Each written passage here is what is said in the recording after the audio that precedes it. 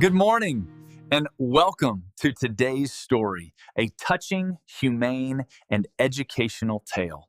The school nobody wanted. The day the tornado sirens failed and children began screaming across a blackened softball field.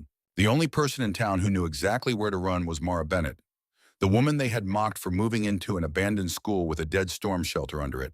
The same woman they had called unstable, desperate, and 1 hard month away from disappearing for good. This story will show you how quiet preparation can save lives, how humiliation can sharpen a person instead of breaking them, and how the people a town dismisses are sometimes the only ones truly paying attention when danger gets close. In Belmere, Kansas, spring storms were part of life. People checked the sky the way other towns checked traffic. They kept weather radios in kitchen corners, watched the local forecast over meatloaf and mashed potatoes, and could tell by the smell of the air when a front was moving in. Everybody respected tornado season. At least, that's what they liked to say.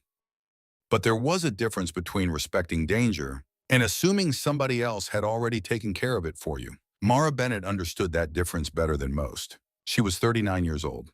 The kind of woman people described in polite ways when they didn't know what else to say. Quiet, tired, strong if they were being generous. Trouble followed if they were not. She had dark blonde hair she usually tied back in a loose knot that never quite stayed put. She wore faded jeans, old work boots, and a canvas jacket with a broken zipper she kept meaning to replace. Her face had the worn, thoughtful look of a woman who had gone too many months without real rest. Not dramatic, not defeated, just weathered in the way certain Midwestern lives weather you. 3 years earlier, her husband, Ben, had died on Interstate 70 in a jackknife pileup during a spring storm. After that, Mara stopped believing in the fantasy that life gave warning in ways people always noticed in time.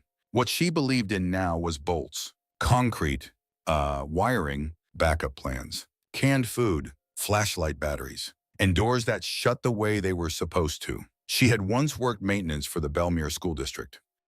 Not as an engineer, not as some big official. She was just the woman who noticed the gym exit that stuck in humid weather, the cracked basement vent, the old shelter map still hanging in the boiler room of a building nobody used anymore. That building was Hawthorne Elementary. It sat at the edge of town behind a chain-link fence and a row of half-dead cottonwoods, a squat brick schoolhouse built in the 1950s. Closed years earlier after the district opened a newer, brighter campus on the west side. The new school had polished floors, wider hallways, cheerful paint, and all the right words in the brochures. The old school had peeling trim, cloudy windows, and a reinforced underground storm shelter nobody cared about anymore. By the time Mara ended up there, she had already run out of softer places to fall. The landlord had waited through 2 late months because he knew Noah. Everybody in Belmere knew Noah. He was 11, thin as a fence rail, with serious brown eyes and the kind of silence adults mistook for calm, since his father died. Loud weather had changed him. Thunder made his shoulders lock. Tornado drills made him pale. He hated when people used the word trauma around him, but he hated storms more. Mara had picked up extra shifts where she could. Cleanup work, seasonal maintenance, weekend repairs. But when Noah's panic attacks started getting worse that spring, she missed too many hours, then lost the steady work she'd been counting on. The landlord didn't yell when he came by. That almost made it worse. He stood on the porch with his cap in both hands and said, Mara, I'm sorry, I can't carry this anymore. No cruelty, no threat, just math. Inside the duplex, Noah was pretending not to listen from the hallway. Mara stood there in the late afternoon light, one hand on the screen door, and felt the familiar shame rise like heat in her throat. How long? She asked. He looked down at the porch boards. 3 days. After he left, the house stayed so quiet she could hear the refrigerator humming. Noah came into the kitchen and tried to act older than 11. Are we getting evicted? Mara turned toward the sink so he wouldn't watch her thinking. We're leaving, she said carefully. That's what we're doing. He nodded once, but his face tightened. Where? That night, after Noah fell asleep on the couch with the television still flickering low, Mara drove across town in her dented Ford pickup and parked outside the fence at Hawthorne Elementary. The building looked lonely under the yellow street lamp glow. Brick walls, dark windows, an old playground half swallowed by weeds. And beneath it all, she knew, a concrete storm shelter built back when people still believed public buildings ought to survive the worst day a town could have. She stayed there a long time with the engine off, just looking, She remembered the shelter stairs, the thick metal door, the vents, the storage rooms. The old emergency signs still bolted into the cinder block walls downstairs. She remembered one district meeting, years ago, when somebody laughed and called the place a bunker for a war that never came. But Mara had walked through it herself. It wasn't beautiful. It was solid. The next morning, while Belmere was busy with school drop-offs, feed deliveries, and coffee refills at Miller's Diner, Mara Bennett walked into a county office and used the last of Ben's insurance money to buy the abandoned school for $1 plus fees. By noon, half the town had heard. By supper, most of them had opinions. A woman with no house, a boy scared of storms. And now they were moving into a dead school at the edge of town. People shook their heads. They said she'd finally gone off the rails. They said the place was condemned in every way that mattered. They said a mother ought to know better. But that evening, when Mara parked outside Hawthorne with Noah beside her, in the wind moving softly through the weeds around the old blacktop, she looked at the brick building, then at her son, and said the truest thing she had been able to say in weeks. This place may be forgotten, she said, but it was built to hold, and down below their feet, behind dust, rust, and years of neglect, the old storm shelter waited in silence, fixing what everyone else forgot. The first night inside Hawthorne Elementary did not feel like a new beginning. It felt like camping inside a memory nobody wanted anymore. The hallways smelled like dust, old paper, floor wax, and something faintly sour from years of locked windows and summer heat. Their footsteps echoed too much. Every classroom door they passed looked like it was waiting for children who had grown up and never come back. The old trophy case near the front office still held faded ribbons, a cracked basketball plaque, and a sun-bleached photograph of a spelling bee team from another lifetime. Noah stayed close to Mara. He tried not to show it. But the building unsettled him, not because it was haunted, because it felt abandoned in the saddest possible way. People can get used to almost anything if it still feels wanted. This place didn't. Mara carried in 2 duffel bags, a plastic bin of canned food, a box of tools, and the folded army cot she had kept in the garage since Ben was alive. She chose the old nurse's office for their room. It had a sink that still worked if the faucet was coaxed just right, one narrow window facing the back lot, and a solid door that locked. Noah got the cot. Mara made herself a bed on the floor from blankets and gym mats she found stacked in a storage closet.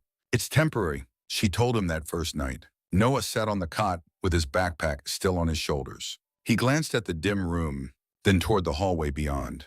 Is it?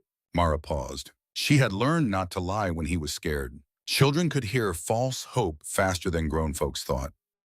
It's what we have right now, she said. That was enough for him, at least for that night. The next morning, Mara got to work. If a place was going to hold you, the least you could do was meet it halfway. She started with the basics. Windows. Locks. Water. Power. The old school still had electricity in part of the building, but half the breakers were marked with faded labels that no longer matched anything real. One hallway light buzzed like a hornet nest. The cafeteria freezer stood open and dead. A ceiling tile had collapsed outside the library. In the basement, the heavy steel door to the storm shelter still open, but the lower latch dragged, and one of the vent covers had rusted nearly shut. To Mara, none of that looked hopeless. It looked specific, and specific problems could be fixed. By noon, she had opened every window that still moved, swept out 3 classrooms, dragged broken desks into a pile, and gotten the nurse's office clean enough that Noah no longer looked like he needed to sleep with one eye open. By afternoon, she was in the basement with a flashlight between her teeth, a socket wrench in hand, and dust in her hair. Trying to free the shelter vent hinges one rusted bolt at a time, Noah stood at the bottom of the stairs, watching her. You really think we're going to use this? Mara sat back on her heels and looked at the thick cinder block walls. Maybe not tomorrow, she said, but if the day comes, I don't want to find out too late that something got stuck. Noah looked down the long shelter corridor. It was cooler there than upstairs. Concrete walls, steel support beams, old emergency arrows still painted on the floor. A stack of forgotten folding chairs leaned in one corner like they had been waiting years for instructions. It's creepy, he muttered. Mara gave the vent one more hard turn and finally got it loose with a metallic groan. Creepy is fine, she said. Unsafe is what we fix. That afternoon, someone knocked on the side door. Mara opened it, expecting a complaint. Instead, She found Elsie Rose standing there in a lavender windbreaker, orthopedic shoes, and the kind of expression retired schoolteachers never really stop wearing, part concern, part authority, part affection they try to disguise as practicality. Elsie had taught second grade at Hawthorne for 31 years. She held a paper grocery sack in one hand. "I brought muffins," she said. "And before you say no, I already know you need them." Mara stepped aside and let her in. Elsie stood in the hallway for a long moment, looking around. "Well," she said softly, "she's older than sin, but she still has good bones." That made Mara smile. It was the first kind thing anybody had said about the building. Over coffee heated in the teacher's lounge microwave, which worked if the door was held shut with one hand, Elsie told Noah about the school the way people speak of an old friend who had once been lively, dependable, and full of purpose. This hallway used to be lined with spring art projects. That classroom belonged to Mrs. Weller, who kept jelly beans in her desk. The basement shelter had held almost the entire school during the tornado scare of 1979, when children sat on the floor singing multiplication songs to keep from crying. Noah listened more than he spoke, but Mara saw the change. The building was becoming less of a punishment in his mind, more of a story. Late that week, a 17-year-old gas station kid named Tyler Grant began showing up after school. At first, he came only to look. Then he noticed Mara hauling old fan housings from the utility room and asked if she needed help. He was lanky, restless, and eager in the awkward way boys that age often are when they want to be useful but don't want anybody making a big deal about it. Soon he was helping her replace bulbs, test outlets, and clear junk from the shelter steps. "You know, everybody in town says you're living in a ghost school, right?" he asked one evening while carrying a crate of mops. Mara kept pulling old paperwork out of a water-damaged cabinet. "People in town say lots of things." Tyler grinned. "Fair enough." By the end of the week, the nurse's office felt like a room instead of a refuge. The shelter steps were cleared. The vents were moving again.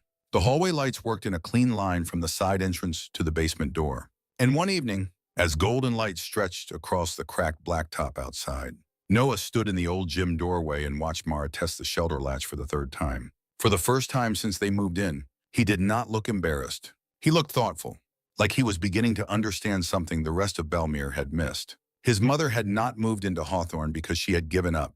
She had moved into it because somewhere deep inside, before anyone else had even noticed the need, she had already started preparing for the day this forgotten place might matter again.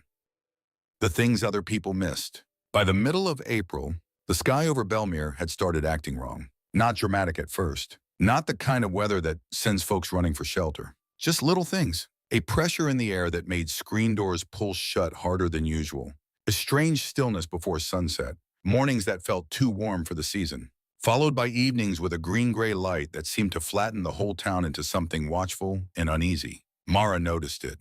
People like Mara always noticed the small things first. Maybe because life had already taught them what it cost to ignore them. She stood one afternoon outside Hawthorne Elementary, one hand on the chain-link fence, looking west across the baseball fields and grain silos beyond town. The wind had dropped without warning. The cottonwoods behind the school barely moved. Even the birds sounded different. Noah came up beside her with a box of canned soup in his arms. "What are you looking at?" Mara didn't answer right away. "The sky's too heavy," she said at last. He glanced up. To him, it looked like weather. To her, it looked like a system building itself in silence. Inside the school, she had already started making changes no one had asked her to make. She labeled storage shelves in the basement shelter. Flashlights on one side, batteries on the next, water jugs stacked against the far wall, blankets folded in old milk crates, a first aid kit mounted near the door. Tyler helped her drag down 2 benches from the upstairs hallway. Elsie brought old children's books, decks of cards, and a battery lantern for little hands that need something to do besides be afraid. Mara did not call any of it panic. She called it readiness. That Friday, Belmere held a severe weather drill at the new school. Mara was not supposed to be there. But Tyler texted her afterward. "You were right." She drove over before supper and parked across the street, just far enough not to draw attention. From the outside, the new school still looked exactly the way modern buildings always looked in brochures. Clean brick, bright glass, cheerful banners, and a front entrance designed to reassure parents that everything important was under control. But Mara had worked long enough around public buildings to know the difference between a place that looked safe and a place that had been built to stay safe when systems failed. When Tyler slipped out to meet her by the fence, he looked uneasy. The drill was a mess, he said quietly. One hallway speaker didn't work. Teachers were waving kids around because half of them couldn't hear the instructions. And the lower gym doors jammed for a minute. Mara's jaw tightened. They fix it.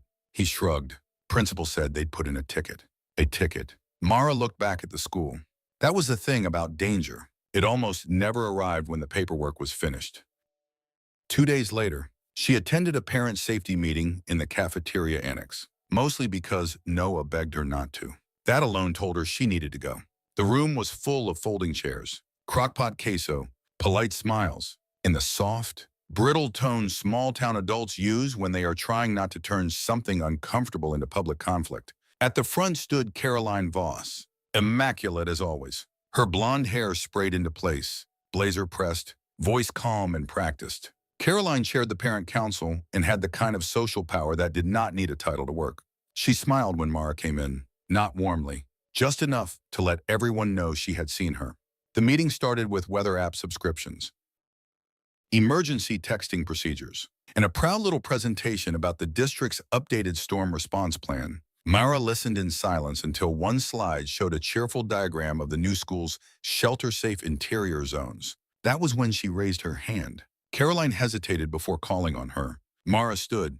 "Those aren't deep shelters," she said. "They're interior hallways. If you get a direct hit from a strong tornado, that's not the same thing." The room went still. Caroline folded her hands. "Our district has followed current state guidance." Mara nodded once. "I'm sure it has. I'm saying guidance and protection aren't always the same thing." A few people shifted in their seats. Someone coughed. Caroline's smile thinned. "With respect, Mara, we're not going to frighten families with worst-case scenarios every time the weather turns." Mara felt heat rise behind her ribs. "This isn't about fear," she said. "It's about whether the kids have somewhere truly secure if the sirens fail or a storm forms too fast." Caroline tilted her head, almost sympathetic. "I think everybody here understands you've been through a difficult few years." There it was, not an argument, a dismissal wrapped in pity. The cruelest kind. A few parents looked down at their laps. A few others gave Mara the same tight smile she had started seeing all over town. The one that said, "We don't think you're dangerous." Exactly, just a little too much. Noah was standing near the back wall. She hadn't realized he had followed her in. When their eyes met, she saw the color in his face change. Not fear, humiliation. On the drive back to Hawthorne, he stared out the passenger window so hard it seemed to hurt him. When they got inside the old school, he dropped his backpack by the nurse's office door. "Why do you always have to do that?" he burst out. Mara stopped cold. "Do what?" "Make everything weird." The words came faster now, pulled from somewhere he had been trying to keep shut. "They already think we're the family that lives in the dead school. They already think you're, I don't know, obsessed. And then you stand up in front of everybody and make it worse." Mara said nothing. She could have defended herself, could have explained, could have told him that someday he would understand. But pain rarely listens while it is still burning. So she let him speak. Noah's eyes filled before his voice gave out. "I'm tired of being the kid people feel sorry for." Then he turned and walked into the old nurse's office, shutting the door behind him. Mara stood alone in the hallway. Above her, the fluorescent light hummed softly. Downstairs, beneath layers of old concrete and steel, the shelter waited in patient silence. After a long time, she walked to the basement. She checked the lower latch again, then the vent handles, then the radio batteries. Not because she was calm, because some people survive heartbreak by crying, and some survive it by making sure the door will open when it has to. Late that night, Noah came halfway down the shelter stairs and found her sitting on one of the benches, a flashlight beside her, a box of bandages in her lap. He didn't come all the way down, just stood there in the dim light. For a moment, neither of them spoke. Then Mara said, very softly, "I'm not trying to be right." Noah?" He looked at her. She ran a thumb across the edge of the bandage box. "I just don't ever want to stand in a hallway somewhere, hear people screaming, and know I saw trouble coming, but did nothing." The school went quiet again. And outside, somewhere far off beyond the wheat fields and water tower, thunder rolled low across the Kansas dark. The afternoon the sirens failed. The sky turned wrong during the third inning. Not dark. Exactly. Worse than dark. It went that strange Midwestern color that makes your stomach tighten before your mind catches up. A bruised green-black spread over the town, with light underneath it that looked sick and metallic. Like the whole world had been dipped in something unnatural. The softball field behind Belmere Middle School was still full. Parents sat in folding chairs with paper cups and sunflower seeds. Little brothers chased each other near the bleachers. A booster club mom was still selling hot dogs under a pop-up tent that had begun to flap too hard in the wind.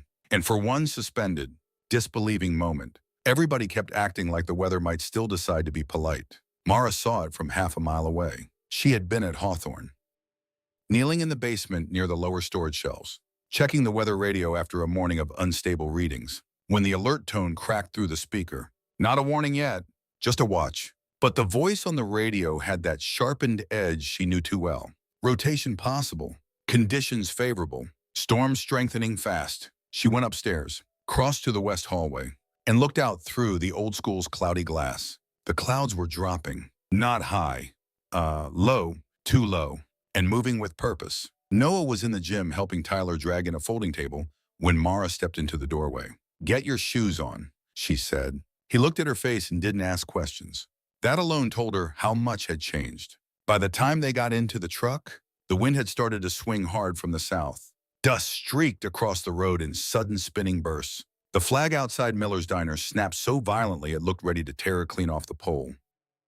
"Where are we going?" Noah asked, gripping the seatbelt. "The field." "Why?" "Because if I'm right, they don't have enough time." She drove faster than she normally would have with him in the cab. Not wild, not reckless. Just with the kind of clean, focused urgency that leaves no room for fear until later. When they reached the school complex, the parking lot was still half full.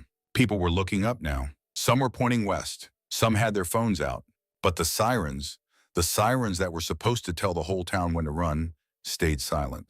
That silence did something terrible to the crowd. It made hesitation feel reasonable. If the sirens weren't sounding, maybe it wasn't that bad yet. Maybe there was still time. Maybe somebody official would say something in a second. Mara knew better. She stepped out of the truck and the wind hit her hard enough to shove her jacket against her ribs. The air smelled like cut grass, hot metal, and rain not yet fallen. On the field, girls in softball uniforms were being waved toward the dugout by confused coaches. Parents were gathering bags, blankets, folding chairs. Nobody was moving with one clear decision. They were moving in circles. That was the danger. Not stupidity, fragmented thinking. Mara started running. "Get to cover," she shouted. "Get those kids off this field now." A few people turned. One coach frowned like he recognized her, but wished he didn't. Carolyn Voss stood near the bleachers with two other mothers, one hand gripping her daughter's jacket. "Mara, stop yelling," Caroline snapped. "You're upsetting the children." Mara pointed west. Beyond the water tower, a dark lowering had started to twist beneath the clouds. Not a full funnel yet, but close enough to freeze the blood of anybody who knew what they were seeing. "There is no time for a debate," Mara said.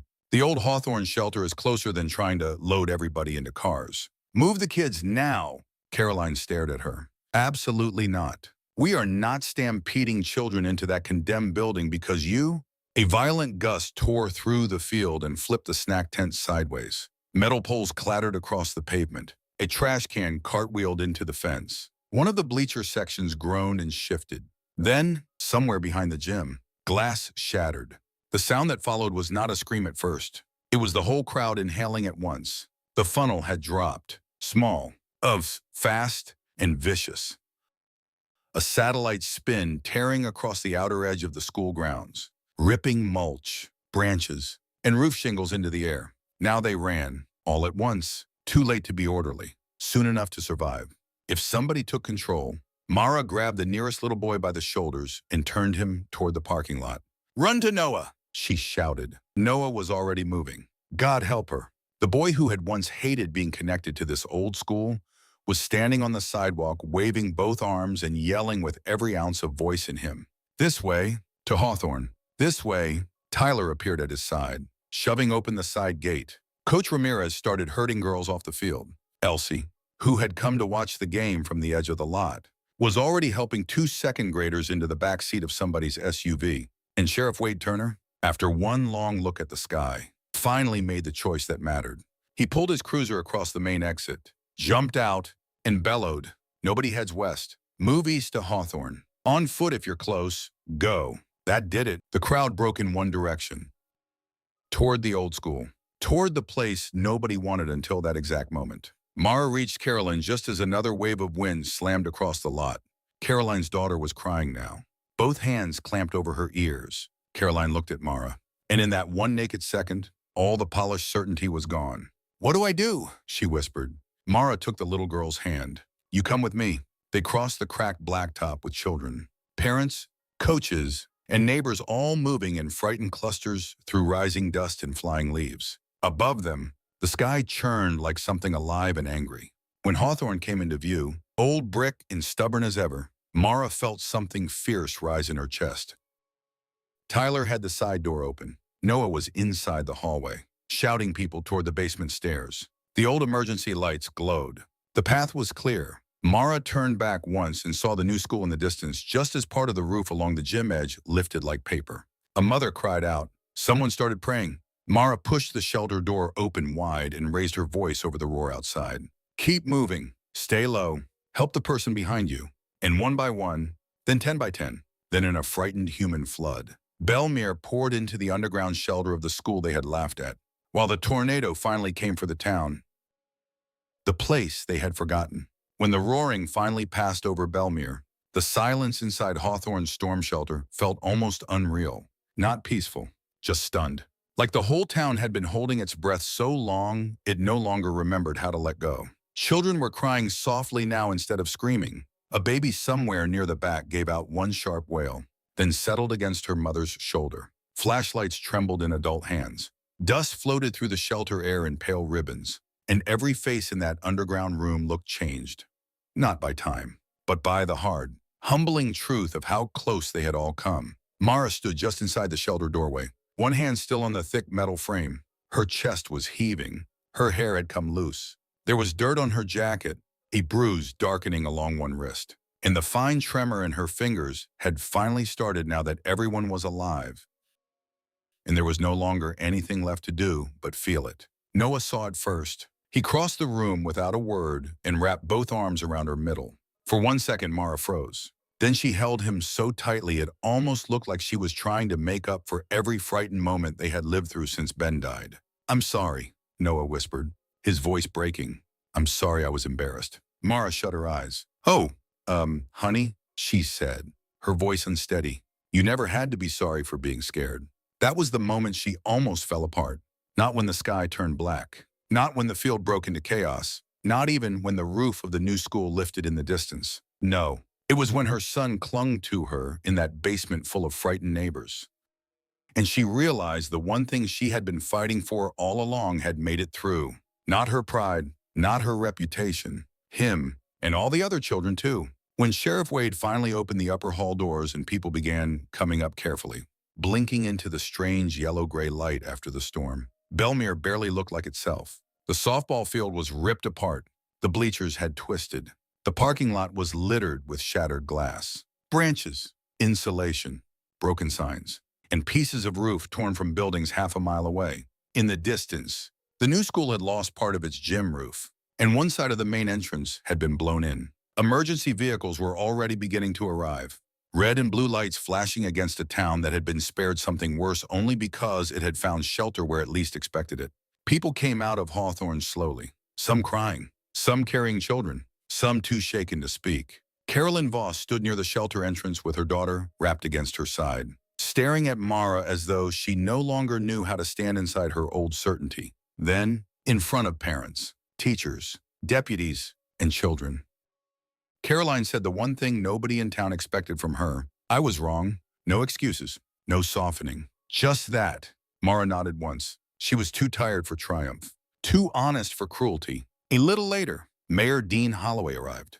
His slacks muddied at the cuffs. His face pale from the kind of shock that strips public charm right off a man. He looked at Hawthorne, then at the people still spilling out of its basement, then at Mara. "This place saved them," he said quietly. Mara glanced back at the old brick walls, the chain-link fence, the worn side door, the faded hallway lights still burning inside. "No," she said. "It held because somebody kept it ready." He didn't argue with that, because he couldn't. In the weeks that followed, Belmere changed. Not all at once. Towns almost never do, but slowly. And then all at once in the ways that mattered. Parents helped clear debris from Hawthorne's grounds. Tyler came by almost every afternoon. Elsie organized donated books, blankets, folding chairs, and emergency kits. Sheriff Wade pushed for a real backup weather plan. The old school was inspected, repaired, and officially designated as the town's primary community storm shelter. And Mara stayed. She turned the nurse's office into a proper room for Noah. She cleaned the old classrooms one by one. By summer, children's voices echoed in the halls again, not because school had returned, but because life had safety classes, storm drills, after-school reading hours, community dinners in the old cafeteria. The place people once called dead had become the warmest building in town. One evening, as the sun dropped low over the Kansas fields and turned the old windows gold, Elsie stood beside Mara in the hallway and watched children run past carrying crayons, juice boxes, and paper tornado projects. There, Elsie said softly, "I knew it." Mara smiled. "Knew what?" Elsie looked down the long hall, her eyes shining. "Some places don't die," she said. "They just wait for the right person to unlock them." "Tell me something. If the town that judged you needed mercy tomorrow, would you still open the door? And if life pushed you to the edge hard enough, would you become bitter or become useful?" Mara Bennett lost her house. She lost her standing. She lost the easy life she once thought she might have. But she did not lose the part of herself that knew how to build safety out of fear and purpose out of pain. That was the real victory, not being proven right, but becoming the kind of person other people could survive inside. If this story stayed with you, and if you believe the strongest people are often the ones the world misunderstands first, subscribe to the channel, stay with us, and share this story with someone who needs to hear it. Sometimes the place everyone gave up on becomes the place that saves them all.